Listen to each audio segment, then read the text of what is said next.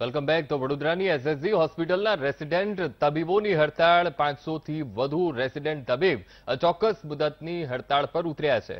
Senior નિવાસી તબીબોને બોન્ડમાં સમાવવાની માંગ તો સરકારના આદેશનું પાલન ન થતું હોવાનો પણ આક્ષેપ તબીબો કરી રહ્યા છે.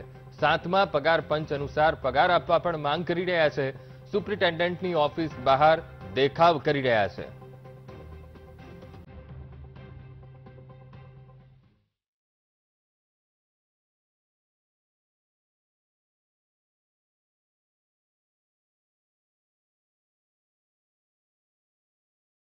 તો વડોદરા એસએસજી હોસ્પિટલના રેસિડેન્ટ ડોક્ટરો અત્યારે અચોક્કસ મુદતની હડતાળ પર ઉતર્યા છે. કેટલીક માંગ છે. સુપ્રિન્ટેન્ડન્ટની ઓફિસ બહાર જ દેખાવ કરી રહ્યા છે.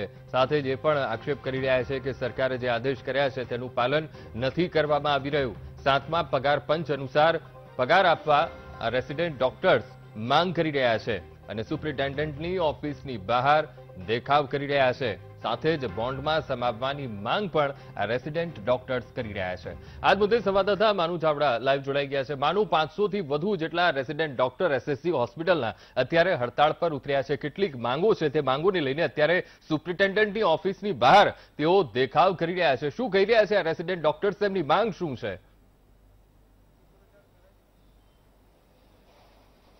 અંકુર, આમ તો આખા રાજ્યના રેસિડન્ટ તબીબો છે આજે હડતાલ ઉપર છે, કારણ કે રાજ્ય સરકારે જ્યારે કોવિડની ડ્યુટી આપી ત્યારે પરિપત્ર જુદો બહાર પાડ્યો હતો. 7 તારીખે પરિપત્રમાં બદલાવ લાવી અને ડોક્ટરોને નુકસાન થાય એ પ્રકારનો પરિપત્ર લાવવામાં આવ્યો છે.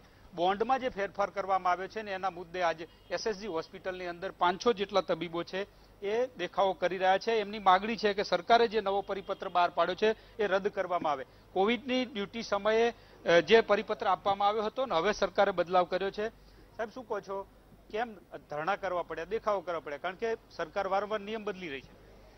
સરકાર નિયમ બી બદલી રહી છે અને અમારી શાંતિપૂર્ણ જે રજૂઆત હતી તેને કોઈ સાંભળવામાં ના આવી અને અમને અમારું અપમાનિત કરીને અમે લોકોને ગાંધીનગરમાં મંગળવારે જે રજૂઆત કરવા ગયા હતા ત્યાંથી અમને કાઢી મૂક્યા. અમારી અગેન્સ્ટ પોલીસ કાર્યવાહી કરવાની એવા પ્રયત્નો કરવામાં આવ્યા. અમારી 4 માંગો છે એની કોઈ સાંભળી બી નહીં અને એના માટેના કોઈ હકારાત્મક પગલાં બી ના લેવામાં આવ્યા, જેથી અમે લોકો આવું આચરણ કરવા માટે પ્રેરાયા છીએ.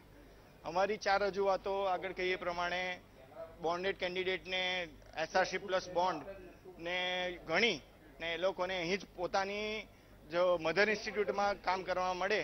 તદુપરાંત કોવિડ દરમિયાન જે કરવામાં આવેલી કામગીરીને 1:2 એટલે 1 દિવસની કામગીરીને 2 દિવસ ગણવામાં આવે એ એમની જ જોગવાઈ હતી, એનું અમલીકરણ કરવામાં આવે. તદુપરાંત 7મા પગાર પંચ અનુસાર એ લોકોને જે પગાર મળવો જોઈએ એવી પગાર મળે. માગણીઓ તો ખરી, પણ અચાનક હડતાલ દર્દીઓનું શું? કારણ કે ઇમરજન્સીમાં અથવા તો એ શું વ્યવસ્થા છે? અમારી હડતાળ શાંતિપૂર્ણ છે. દર્દીઓને ધ્યાનમાં રાખતા આવ્યા જ છે અમે રેસિડેન્ટ ડોક્ટર્સ અને રાખીશું જ. એના માટે તાત્કાલિક વિભાગની સેવાઓ ચાલુ રહેશે, પ્રસૂતિગૃહ ચાલુ રહેશે, covid OPD, covid ICUs and normal ICUs બી ચાલુ રહેશે.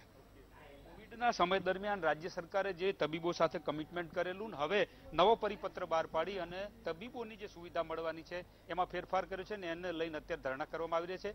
500 જેટલા તબીબો આજે વડોદરામાં જોડાયા છે. ઇમરજન્સી સેવા છે ચાલુ રાખી છે, પરંતુ જ્યાં સુધી સરકાર આ બાબતે નહીં વિચારે ત્યાં સુધી આંદોલનની જે નિર્ણય લેવામાં આવ્યો છે ને અત્યારે તબીબો આંદોલન કરી રહ્યા છે. જી જી જી બિલકુલ માનું. સમગ્ર માહિતી સાથે જોડાવા બદલ આપનો આભાર.